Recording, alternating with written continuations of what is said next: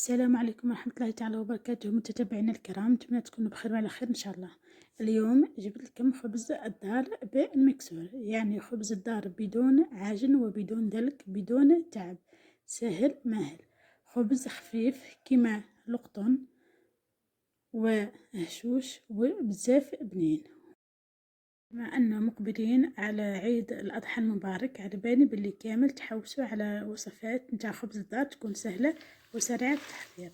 أول حاجة الوصفة، جبت كاس ماء دافي وكاس حليب دافي، زدت لهم مغرفة كبيرة سكر، مغرفة كبيرة خميرة الخبز، وبياض بيضة، ونخلطهم شوية حتى تبدا هذيك الخميرة تذوب.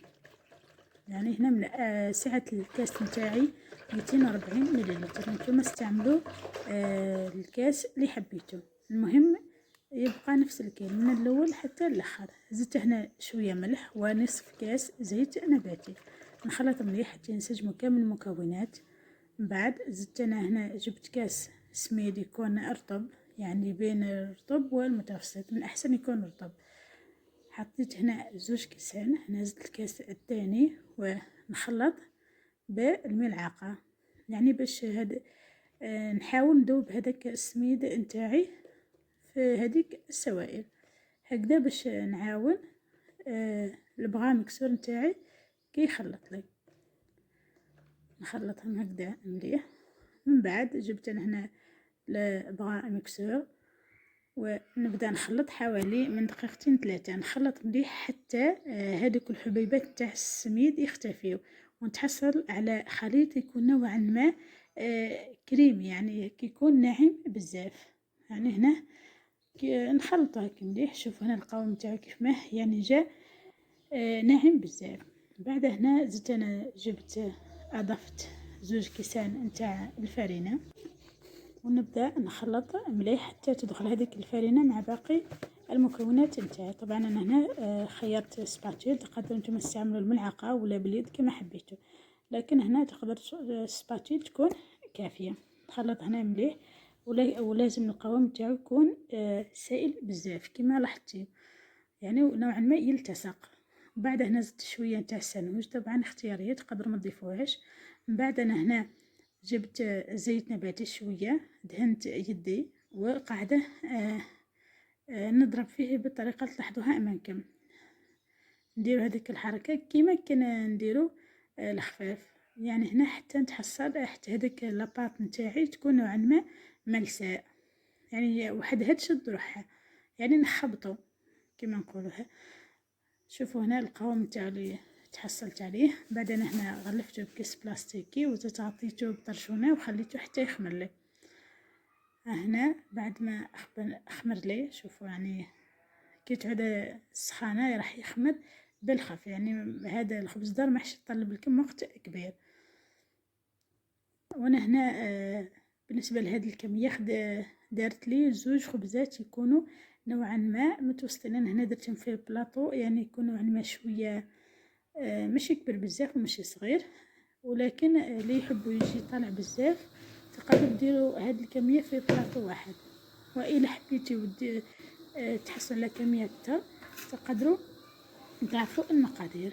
بدل هنا جبت هذا البلاطو يعني شويه هكذا كبير، القطر نتاعو 34 سنتيم. بعد قسمت هذيك الكميه على زوج وبديت نطرح. انا هنا سمحوا لي لانه شويه كانت بنتي تبكي فعبيتها بيد وقاعده نخدم بيد، على هذه الصوره تكون شويه يعني نوعا ما تكونش واضحه بزاف. طبعا هنا نطرحوه نحاول يعني نديروها على شكل متساوي هكذا باش الخبزه نتاعنا تجينا طالعه كامل كيف يعني السطح نتاعها يكون كامل متساوي. بعد ما هنا طرحتها زدت انا جبت انا هنا صفار بيضاء، زدت له مغرفه كبيره نتاع الحليب وندهن. طبعا هنا ندهن بشويه باش هكذا كما ما نخسرش الخبز نتاعي. ندهن السطح نتاع الخبز نتاعي ونزيد نزينوه بالسانوج، وتقدروا كذلك تزيدوا تحطوه تزينوه بالجلجلان كذلك. وهنا خليته يخمر بعد ما خمر لي، طبعا هنا ما خداليش وقت كبير، يعني وقت تطويل في الواحد حوالي نصف ساعة. طبعا بعد ما خمر لي مليح وتضاعف الحجم نتاعو، وكنت سخنت الفرن على 200 درجة، ندخلو يطيب لي من تحت. كي يطيب لي نزيد شعل عليه ماء فوق. كي ياخد هذيك التحميرة نجبدو، من الاحسن نغطيه بطرشونة نخليه يبرد شوية، ومن بعد عادة نحيوه من البلا. طبعا أنا بالنسبة للصينية انا دهنتها من قبل بزيت، لكن اللي ما يلصقولوش يقدر يستغنى على الزيت. شوفوا هنا بعد ما طابت لي خدت التحميرة ما شاء الله، جاء هشوش وخفيف وبنين ما شاء الله.